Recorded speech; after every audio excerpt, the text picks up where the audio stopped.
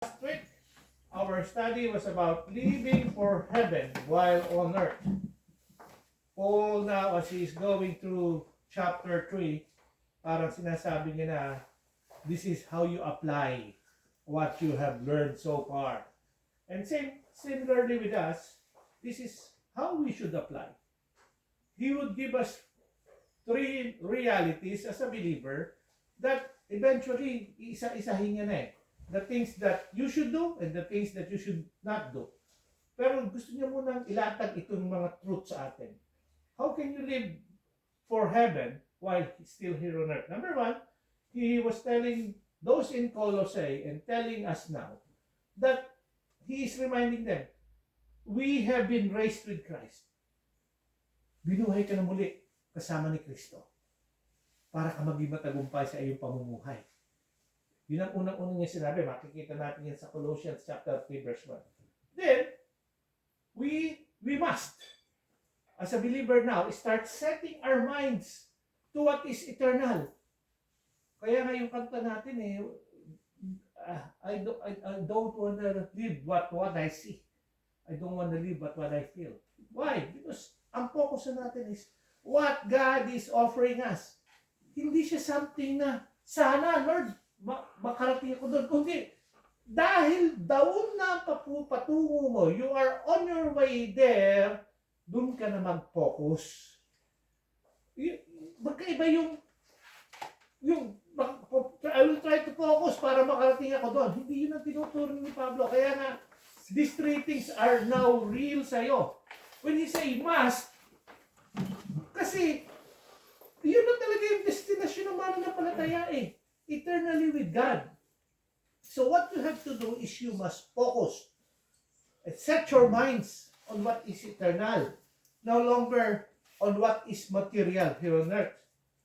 Then, we have been raised, we must now focus because that is your actual destination. A believer has been promised what? Eternal life. If you have eternal life, you know that you will spend eternity with God. Dapat yun na ang maging tuon ng pamumuhay mo. Kasi it's a certainty. God doesn't promise something that is eternal, then He will eventually say, oh, sorry, mali pala ako, temporal lang.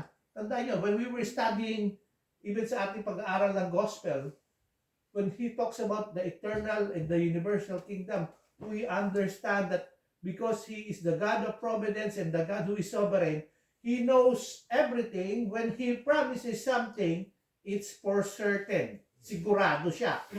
Kaya sabi ko nga sa inyo, sa ating pag-aaral sa Bible study, when He promised the nation of Israel that I will bless you and I will make you a blessing, it's a certainty. It's not something na, parang nagkamali ako din Hindi naman tao ang Diyos eh. Kaya, yun ang unique sa Diyos eh. That's why He is God. He is not like us. Tayo, we change our minds. God doesn't. Yun ang isang sa attribute ng Diyos. He is an immutable God. The unchanging God. So what He has said, He has promised because our God is not a God who, hindi ko alam na si Brother Erwin ganito. Alam niya. So to us, when He says, we must focus, kasi siguradong pangako ito sa atin. Doon tayo papunta. Pangatlo, we are hidden in Christ. Gano'n ka-certain na doon ka papunta? The word hidden is what? We are secure. We are locked on Christ. Yun yung kung sa kanya ka nakatago na. He is our rock. We are hidden in a rock. And our rock of salvation is the Lord Jesus Christ. Sigurado ito. Kaya when Paul is saying you have been raised with Christ, you now must look at the eternal things that is for you, and you are hidden in Christ, you are fully secure because of the Lord Jesus Christ. Now, Paul would now go into yung kanyang famous si Paul dun sa kanyang pagpasok ng meron siyang gustong sabihin sa iyo. Dahil you have been raised up, you must now focus on what is eternal, and you are hidden in Christ. Pagdating natin ng verse 5 ng chapter 3, he would start his words with, therefore. yung itine-therefore niya. So, yun ang ating lesson for today. This is what he wants us to therefore. Put off the old life. Ang illustration dito, when we talk about put off, is parang damit. Tanggalin. Diba? Dito kasi sa bahay, mga kasama namin dito sa bahay, kaya yung washing machine namin, pagod na pagod. Parating, konting, wala namang pawis dito. Malamig eh. Pag nasuot na, put off na. Di ba? Put off. Linis, palinis na. Tapos, we put on what? Yung bagong laba. Parang ganun yung illustration ni Paul when he's talking about putting on and putting off. It's like parang clothes. Pero, tandaan nyo, when he was writing this, nanonood ba kayo ng mga stories about the Bible on the older times? Napapansin nyo ba how ano yung pamumuhay doon? Di ba yung damit nila is mahaba? Hindi. Di pa po uso ang Levi's jeans doon. So wala pa mga naka-jeans. Wala pang t-shirt. Parang hindi ko alam kung tawag doon eh. Basta malakas. Basta parang yung sa kanyang kasuotan na meron din sila parang mga underwear, pero hindi ko alam kung how it is. Basta older times to. Tanungin natin si June kung alam niya paano sila nabuhay nung araw. Hindi niya alam yan. Pare-pares tayo. And yet, tela siya, di ba? And wala pong washing machine doon. So the tendency is, at wala pong cemented roads. Alikabok! Ha? They have the same weather. Ang pinakalaba lang nila, tubig siguro, iba natin kung detergent. But they have their other ways of making their new clothing clean. So, sa kanila, talagang kuminsan, kailangan labahan mo, dapat magsusuot ka. Pag nagsuot nga sila, nagpalit ba ng damit yun? Dahil pare-parehas naman halos sa suot eh. Di ba? And yet, ito yung illustration ni Paul. Put off what is madumi and put on what is malinis. So, today, this morning, ang pag-aaral natin is put off the old life. And this is what Paul was writing. Colossians chapter 3 verses 5 to 11. Yan. Napansin niyo ba yung salitang therefore? Yan. So, pagka nag-therefore siya, why is there therefore? Because he has said, you are raised with Christ, you must focus on the eternal things, you are hidden in Christ, therefore. Ito na, dapat ninyong gawin. So more, application yun, a reminder of who you are, now applying it as we live our lives on who we are in Christ. We will not read all this kasi dadaanan naman natin. Ang unang-una niya is, sabi niya, what are you have to put off? Put off, number one, put to death our earthly nature. Baka makonfused kayo. Earthly or earthy? Earthly! Mali yung English ko dyan. Naging earthy. Walang L. Earthly. Pasensya na. Sana hindi siya signs of dementia. Nagkamali lang ang pindot. Earthly. Earthly nature. Ano sabi? Ito, this is different kasi dalawa yun sa pinapaput off ni Paul dito. Yung the earthly nature, which is something that is the very nature of man. Ang Panginoong Jesus, he would have something to say about this. Pabasahin natin. Then, yung susunod na portion na gusto niyang ipaput off is the very conduct of man. Two things. Our very nature and our very conduct. Magkaiba po sila. So often kasi nami-misinterpret. Pare-pares naman yun Hindi, magkaiba po. There is something that is natural in you.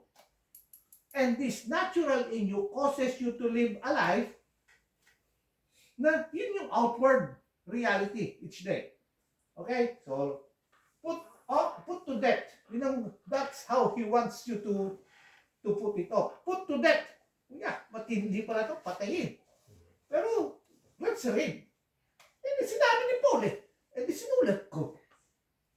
Therefore, put to death your members which are on the earth. Yung members dito, your bodies. This, the flesh that is on the earth. Ano ba yung mahilig na pagkagawin ng mga laman? Fornication. Fornication. Contact only. Which one?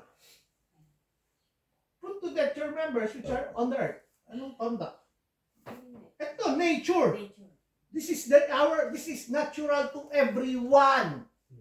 Walang exempted dito. Ano yung fornication? From the word porneia, which is it's often related to sex. Before marriage. Not, modern term, but it comprises everything about pornography. Adultery, immorality, magkakapatid yan. They are known sa Bible as porneia. Fornication. Then, because of fornication, the uncleanness, which is also part of the sexual mindset ng tao. Bakit napaka-importante nito? Kasi sa Biblia, ang idolatry is equated with adultery. Magkapatid yan. Sanggad dikit. Hindi mo nagkakahiwalay. Adultery and Idolatry. Ha? Yun ang kasalanan sa Mount Sinai, sa Shinar. When people started to build the Tower of Babel, they wanted to be what? To be like gods. Why? Because they want to be worshipped. Right? They want to be worshipped rather than to worship the Creator. Ano naman kapatid dito? Passion. Yung mga burning passion towards the flesh. Di ba isa yan? Parang isa ba yung sila kasi nga? Yan yung human nature. Evil desire. Have you ever experienced na umupo ka lang kung minsan yung kukote ng tao, ang daming pumapasok na maalala mo lang yung taong nangutang sa iyo Kung minsan, hindi pa ako binabayaran yan. Sana mabangga na yan. Ganun, di ba? Makat ka nga lang sa kalsada Bunggo ka sana! Parang ka lang nag-murder. Mga nabunggo, kung may mga batang sa kayon, hindi namatay. Pero hindi mo na iniisip yun. Kasi yung nature natin, that's our old self. And covetousness. Gusto mo yung maganda yung sasakyan ng kapitbahay. Kailangan ko rin yan. Maganda yung kapitbahay. Kasi Haring David. Haring David. Pumunta sa taas sa kanyang palasyo. Yung panahon na yun, nakikipagdigmaan sila.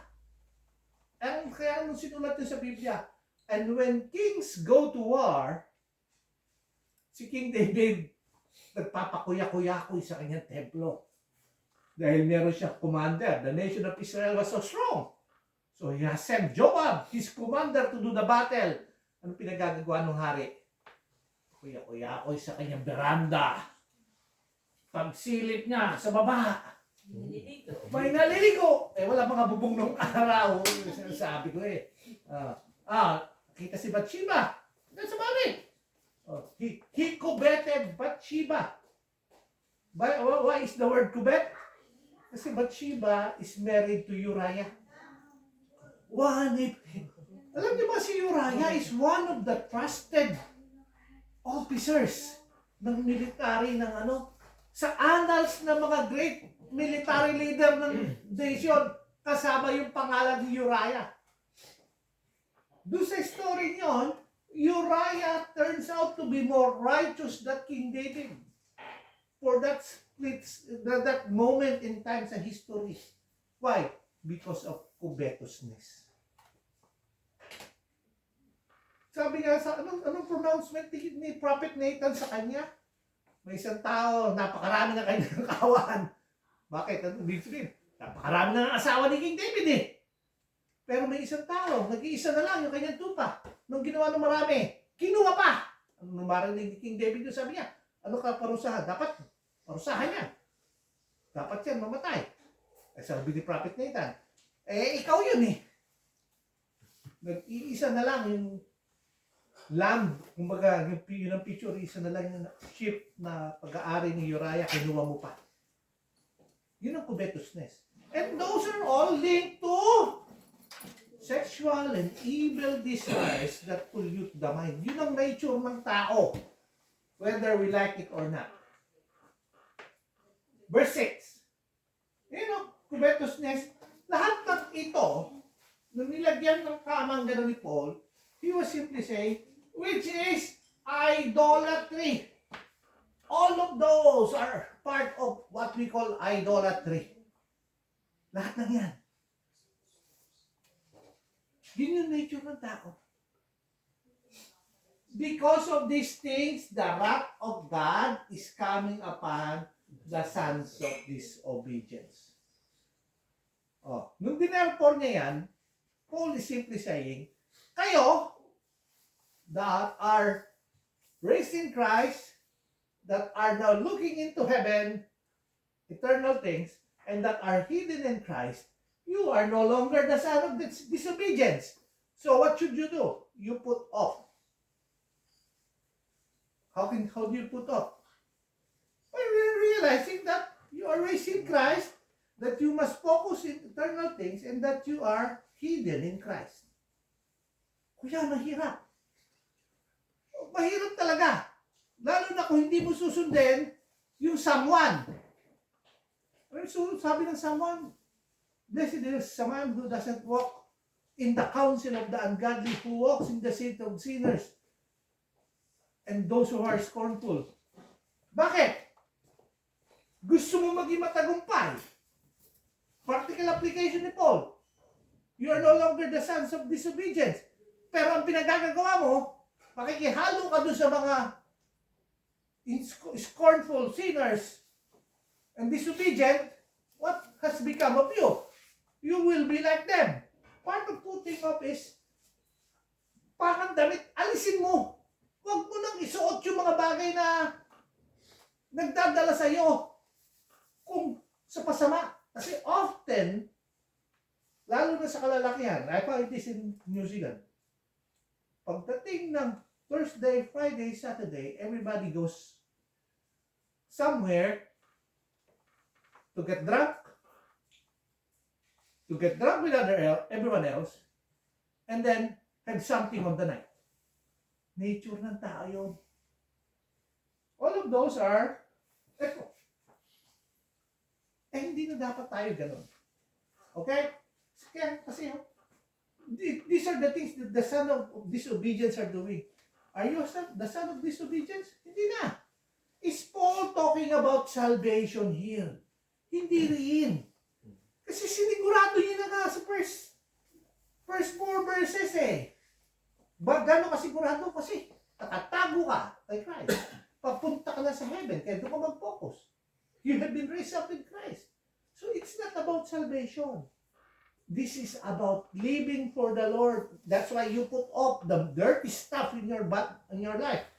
Parang clothing. Bakit? This is, sa Bible nyo, if you have your Bibles, you open it in your Bibles, this is red letter. Ibig sabihin, the Lord Jesus Christ is the one speaking. Oh. Verse 21. From within, mula sa kaibuturan, out of the heart of man, ano nagproproceed? Evil thoughts, adulteries, fornication, murders, theft, covetousness, wickedness, deceit, lewdness, an eye for evil, blasphemy, pride, foolishness. All these evil things come from within and defile a man. What defiles a man? It's not what gets in. Yun ang context yan. Oh, huwag kang kakain. Hindi. Kasi pag kinain mo yung kahit ano pa man yung sabihin mo nagdi-defile sa'yo, when it goes out, rubbish na lang yon. Pero what comes out of the heart of man is what's evil. Yun yung old nature natin eh. Tandaan nyo, this is the old nature. Ano ng nature mo ngayon? You're a child of God. Not about salvation, but about living for the Lord. Kaya nga, put off. Kaya nga, application ito. Okay? Romans chapter 8, 12 to 14. Therefore, brethren, we are debtors. Not to the flesh. Wala tayong pagkakautang na sa flesh. To live according to the flesh. Hindi na ka dapat namumuhay sa kaya sa iyong laman. For if you live according to the flesh, you will die. But if you live by the Spirit, you put to death the deeds of the body, you will live. For as many as led by the Spirit of God, these are the sons of God. So it's always a contrast. You can claim to be a child of God, and I will never question your salvation. But make sure that your life is being led by the Spirit, because only those who are led by the Spirit are the true sons of God. Oh, another one, Romans chapter 6, 13 to 14. Do not present our members, our bodies, as instrument of unrighteousness to sin, but present yourself to God as being alive from the dead, raised from the dead, and your members, your bodies, as instrument of righteousness to God. For sin shall not have dominion over you. Ang ganda nito, ha? Why does sin doesn't have dominion over you? For you are not under the law, but under grace. Di ba? Dahil nasa sa unmerited favor ng Panginoon, kaya mo nang mamuhay for righteousness. These bodies of ours can be used for righteousness. Oh, yun yung nature that we have to put off. It's a struggle, I know. Yung pangalawa naman that we have to put off is put off your old ways. Ito yung conduct. Yung mga pinaggagawa natin. Yung isa, the only solution is having the right relationship with God through the work of the Holy Spirit. So each day, when we go out, pray that the Lord will fill you. Iba po yung having the Holy Spirit. Kasi yung having the Holy Spirit happened when you receive the Lord Jesus Christ. When you put your trust in Him. The Holy Spirit has come in you. The Holy Spirit resides in you. Your bodies is the temple of the Holy Spirit. I hope that's certain. Ano ang problem? Often, we set aside the Holy Spirit that is in us and will live according to the flesh. Ang tawag doon ni Apostle Paul sa 1 Corinthians chapter 3 is you are living a carnal life. Anong ibig sabihin ng carnal? You are living in the flesh. Though the Holy Spirit is there in your body, you are grieving it because you have set it aside and you are living the way you like to live it. Anong kanta? Doon sa kanta, you are now living of what, because of the things that you see and the things that you feel. Eh, gusto ko eh! O, nawala na yung work ng wala yung work ng Holy Spirit sa iyo. So, each day, parang yung paghinga. Spiritual breathing. You exhale what? The things that you have done that is wrong. Tell the Lord about it. Recognize. Lord, nag-struggle na naman ako dito. Then you breathe in, Lord, tulungan mo that the Holy Spirit will work in me that I don't lose focus on who you are in my life. Kasi hindi naman ang banal na Espiritu eh. Huwag mo siyang i-grieve at i-disregard as it's working in you. Allow it to work in you. Yun ang sikreto of overcoming the nature. Ito naman, put off the old ways. Ano naman yung old ways? This is the conduct. Oh. Sabi niya, in which Ano yung dating lakad ng mga taga-Colossus? They were fornicators, evil-minded, covetous, all those. Nung sabi niya sa verse 7, sabi niya, in which you yourselves once walked when you lived in them. Dati, ganito kayo. Yun ang pinakasim. Dati, ito kayo eh. Fornicators, adulterers, blasphemers. Yun ang verse 7. But now, you yourselves are to put off all this. Ito na yung mga mananampalataya ka na. Nawala na ba yung pagiging magalitin mo? Nawala na ba yung magkapatid yung wrath saka anger? Ano ba yung wrath? Yung ano yung Tagalog niyan? Panibugho. Panibugho. No, lalo lang hindi na unawaan. Mapanibughuin, yun nandun punong-puno ka ng hinagpis. Oh, malice, blasphemy, filthy language out of your mouth. Oh, yan yung mga conduct natin eh. And what Paul is trying to say, hindi na kayo yung dating may nature na fornicator, adulterer, idolater, dahil banal espiritu na kayo. Pero your conduct also needs to improve. Put that off. And this is the daily struggle na. Kaya nga conduct eh.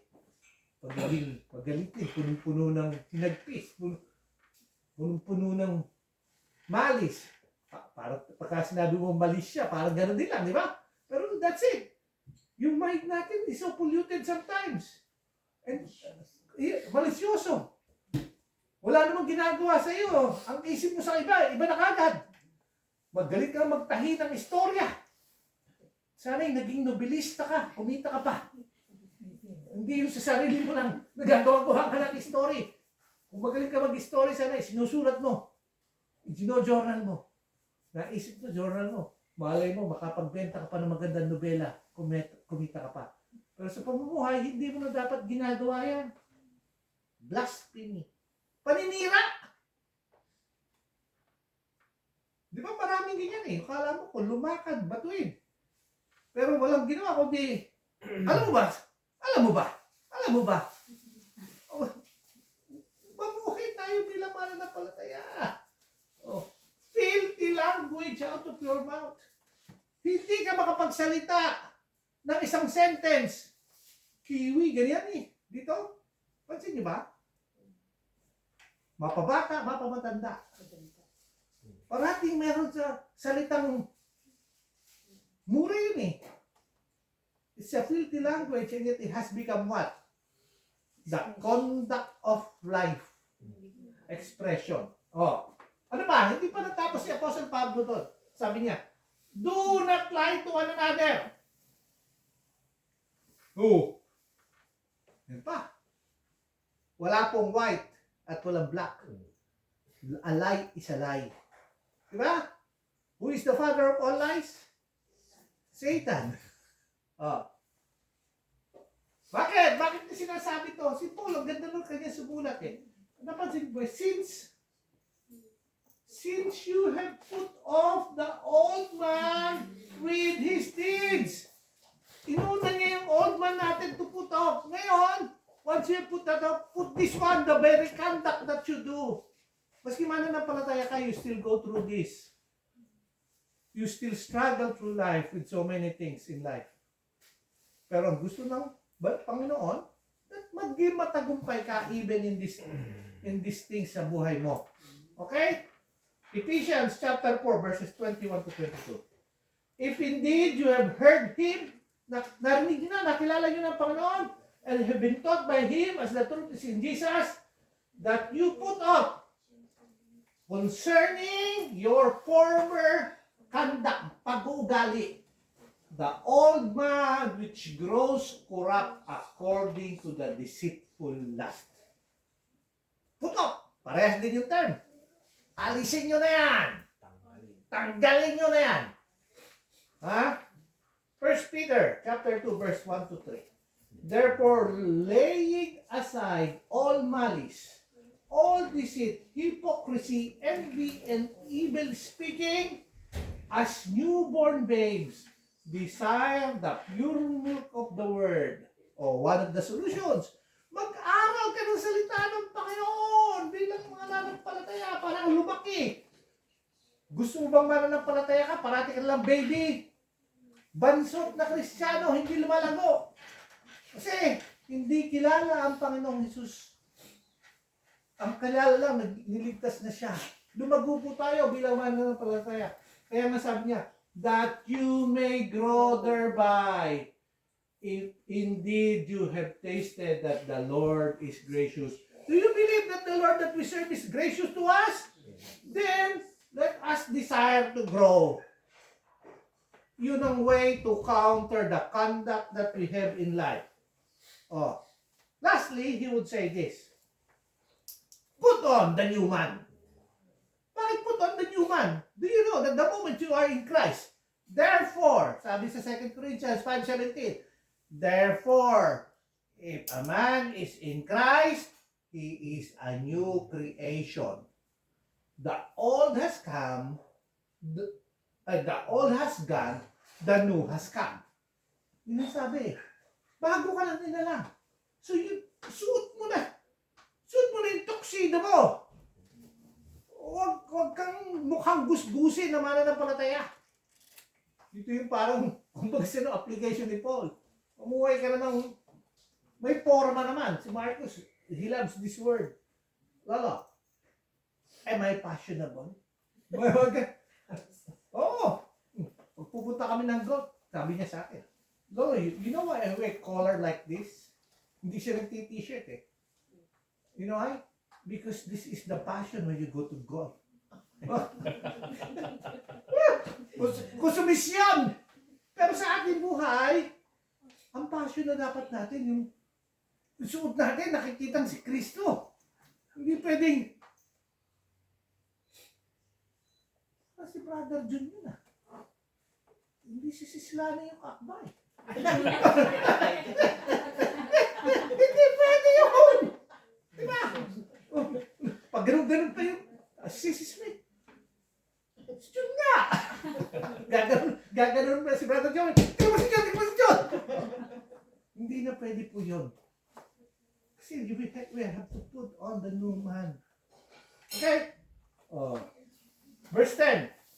And have put on the new man who is renewed in the knowledge according to the image of him who created him. How do you renew your mind? By knowing Christ more fully, by growing in God each day. Well, where there is neither Greek nor Jew, circumcised nor uncircumcised, barbarian, Scythian, slave nor free, but Christ is all and in all to those all believers. Bakit siningit itong mga to? Writing to the Gentiles, people think na, uy, mas magagawa nila yun kasi Hudyo sila. Mas magagawa nila yun kasi Grego. Lahat tayo, walang exemption, has to put on the new man. Why? Because Christ is all and in all. Yun ang sinasabi dito ni Paul. Kuya, hindi ko ba kaya magawa? Wala na pong pinili. Whether circumcised or uncircumcised. Barbarian ka man. Ano ba yung barbarian? Di ba yung pagka hindi na mabigyan ng description, mga Scythian, mas mahisas. Yung barbarian kung mag-isa ang pumapasok sa isip ko niya, parating marinig barbarian, si Conan. Pasensya na, matanda na ako. Di ba si Conan? Yung may espadang malaki gano'n, napakalaki ng katawan. Napakagaling niya warrior, pumapatay. Kahit na gano'n pa yung old nature mo, malaya ka man or slave, but in Christ, tandaan niyo yung salitang in Christ. Kung na kay Christ ka na, Christ is all and in all. So wala nang distinction. Everybody has to live putting off the old and putting in the new. The old, the nature, the conduct, The new Christ. Putting on Christ each day. Yun naman ang objective to be Christ-like. And that only happens when we are renewed in the knowledge according to the image of Him. Romans chapter 12 verse 2. Do not be conformed to this world, but be transformed by the renewing of your mind, that you may prove what is good and acceptable and perfect will of God. It cannot be, I want to know the perfect will of God, pero I love the world. Magkaiba po sila. Magkahiwalay. 2 Corinthians chapter 4, 16 to 17. Therefore, we do not lose heart, even though our outward man is perishing, yet the inward man is being renewed day by day. For our light affliction, which is but for a moment, is working for us a far more exceeding eternal weight of glory. Binasa ko to last week kasi this is how we should view our life. Di ba, nagpray tayo, maraming pagsubok, maraming tayong pinagdadaanan. And yet, even if that is real, if you are in Christ, He is renewing you day by day. So, yung mga pinagdadaanan, light affliction. Si Paul, he considers light affliction as being left for dead. Bugbog sarado ka, akala patay ka na. Kay Paul, light affliction pa yun. Why? Hindi kasi siya maiko-compare doon sa glory and the eternal position that we have in Christ. Remember, we are kings and priests to our God. Okay? Lastly, Galatians chapter 3, verse 27 to 29. For as many of you are baptized into Christ, have put on Christ. O, yan na yung position mo, ha? There is neither Jew nor Greek. There is neither slave nor free. There is neither male nor female. For you are all one in Christ Jesus. O, ito yung pakinggan nyo. Verse 29. And if you are Christ, then you are Abraham's seed and heirs according to the promise. What's the promise to those? Heir, the promise of to be eternally with God. Sigurado na yun. Yun ka. So, dahil nandun ka na kay Kristo, pwede ka mamuhay na matagumpay. We can put off the old self. So hopefully, mas makita natin, Paul is laying down many things for us. Being renewed each day by the knowledge of who Christ is. That happens by talking with God by prayer. Happens by reading God's Word each day. Kasi yun ang ating life manual. Wala namang binigay sa atin eh. Yes, it's good to listen to messages. It's good to listen to Bible studies. But individually, we should all grow by reading God's Word each day. Kasi yung reading is talking with God. Prayer is talking with God. And He is talking back to us as we are being changed daily by the Lord. Let's pray. Our loving God, our Heavenly Father, we praise you and thank you, Lord God, that as we walk through life, sabi nga nung kikwento namin, we have all decided to follow Jesus and we're not looking back. We're not going back to the old ways, but focusing on the cross, looking at the cross, and praying each day, going into you in fellowship, bringing our all petitions and prayers. We can walk, putting off the old self, the old nature, the old conduct, and putting on the new man, which is who we are, because we are in Christ Jesus. Lord, I pray that when people see us, may they see the Lord Jesus Christ in us, for we can live the way Christ lived, because we have Christ in our lives. We praise you and we thank you, Lord God, for this time. I pray, Lord God, for our time of fellowship as we eat together. Pagpalain, Lord, yung food that is in front of us. May you use it, Lord God, as a blessing to our physical bodies, that it may strengthen us. We praise you and thank you, Lord God, for this day, for this is the day that you've made. We pray all these things in Jesus' name. Amen. Amen.